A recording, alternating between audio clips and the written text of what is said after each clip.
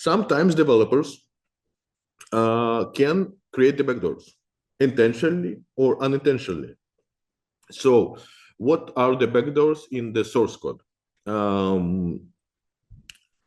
Let's imagine that there are two scenarios. One scenario is about legitimate guy. So he comes to work, he likes his job, he doesn't have any issues with employer, and he, got the task that he needs to fix something on a weekend, but he doesn't even have the access to his working computer, but he still wants to finish his task. So he thought, okay, let me do a little backdoor so I can connect through the website from home and fix it. So how to do it? There are big amount of possibilities, and he will just do it. After he will forget it, or after he will be fired, and another guy will come, and he never know about that backdoor. So it will be there forever, unless somebody will find it. So this is one stuff. And I had even a story about the situation. So it was a hack of one governmental website, and I was analyzing the logs, and I find out that that website had a backdoor. So the hacker didn't hack the website. The hacker found backdoor. Hacker found backdoor when he was just enumerating the folders, and completely accidentally he found the backdoor. So he didn't upload the backdoor. That backdoor was there for him. Why? And I started to analyze how the backdoor came there, why it was there, and it was a system admin who was creating the backups, and he didn't like the admin panel which was done there, and he didn't like the guys who were developing that admin panel. It was too much complex, and it didn't have capabilities to do the backup. So he just uploaded the malicious PHP script, which helped him to create the backups. In one hand, he just hid it, nobody knew, and he was doing the backups. In other hand, that folder was found, and that folder had web shell. So let me show you a little bit more about web shell. So what is the web shell? Let me just tell you. If you have a website on PHP, the worst what can happen is that somebody will upload you the web shellcode. Let me show you the picture of that stuff. Usually, it can look like this. I will show you my favorite one. This is from the forum where I spent many years. So it's called anti-chat GitHub shell. So that shell code looks like this. And what it provides you, just to be clear, it provides you ability to use PHP to send commands directly to Linux or Windows operating system. So PHP has capability to execute commands. Now, let's imagine that somebody is uploading that stuff, and now he can send the commands through the internet to a computer. It is called shell. But why this shell is really nice? First of all, it has login and password. So if you uploaded this shell, you know basically the login and password. So some other hackers maybe will not be able to get there. So you are protecting as hacker your shell code. And I have articles about two hackers who hacked the same stuff, and one hacker, he fixed the vulnerability. So what happened? One guy, he uploaded shell code like this. Another guy did the same. That guy understood that there is vulnerability. He fixed that vulnerability, and that guy deleted his shell code, his shell, and that guy seen the location of that shell, and he tried to use his shell to to get something. But that guy he changed the password. So you got the point. Sometimes there is even a fight for the victim. And another example, there is maybe you heard about Mirai. Mirai is a big botnet, and that botnet it scans the full internet for IoT devices, for different open routers, for anything what is related to IoT mostly.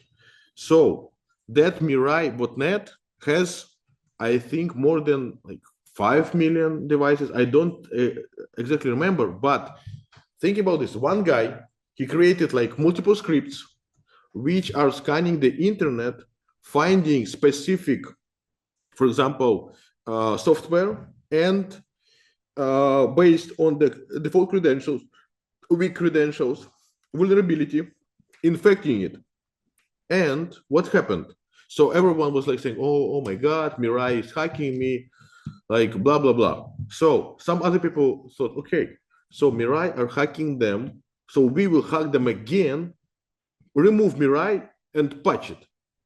So some hackers start to do the same, but they start to remove Mirai malware. So they were like, curing them from Mirai, putting their malware and closing the vulnerability. So yeah, that is another interesting story. Mirai amount of bots.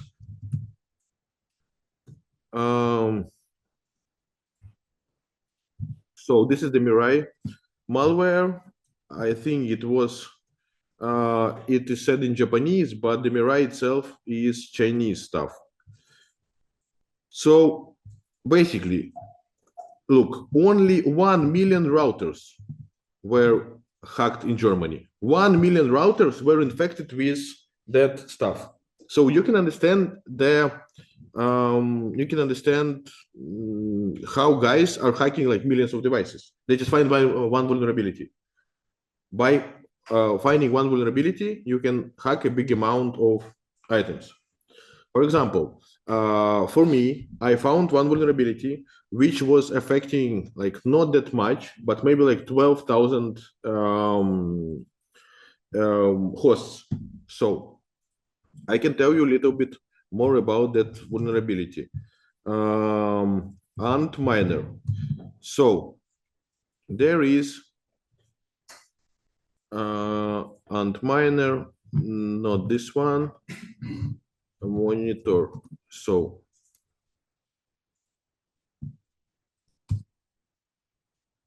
there is a registered CV which I submitted in 2021. So if you find some vulnerability and the company is basically big, usually you can submit CV if it is at least recognized, right? So let me show you what happened in this situation. So what is Antminer monitor? If you are mining Bitcoins, in some point, you may buy like 10 different miners to mine Bitcoins. And in some point, maybe you will be interested to monitor activity around those Antminers. For example, you have like 25 Antminers. How are you going to manage each of them? You don't want to, right? You want just to see how much money you got and if they are online or offline. That's it, right? And maybe amount of energy they used. So this guy, he created the Antminer monitor. And that Antminer monitor allowed you to connect your Antminer to that software. So I was interested in that type of software, and I did the analysis. So that analysis, I ran different static analyzers, and they found nothing. So I was like, okay, most likely it doesn't look vulnerable, but I just wanted to read the settings. So I just wanted to read the most basic stuff like settings of that application. So sometimes inside the settings, you can see gem because in the source code, it's complex. Maybe it is vulnerable, maybe it's not, but you will need to spend like days to understand where is the vulnerability. But this is the settings.pu. So can anyone try to spot where is the vulnerable part here? So let's imagine that this is your application. Where is the vulnerable part here? It is super clear. I will put it like this so it will be shown a little bit better. Now let's go back to description of that vulnerability. So super secret key is super secret key. So how that application had to work? That application had to create the random key, but it said, you can create the random key or use super secret key. It doesn't make any sense. And I couldn't understand why developer did it. And after I understood, developer did it because on Windows, that specific command didn't work. That command worked only on Linux. And people start to complain why software is not running on Windows. And he said, because random is not like that library for random didn't work, well on Windows because that library is using the Linux random. So he just created that, stupid decision. And what I did, I created this key. So this key is based on the super secret key, and I was able to access all Antminer monitors in the internet. I just put this in a cookie field, and I was able to access all websites where they hosted that stuff.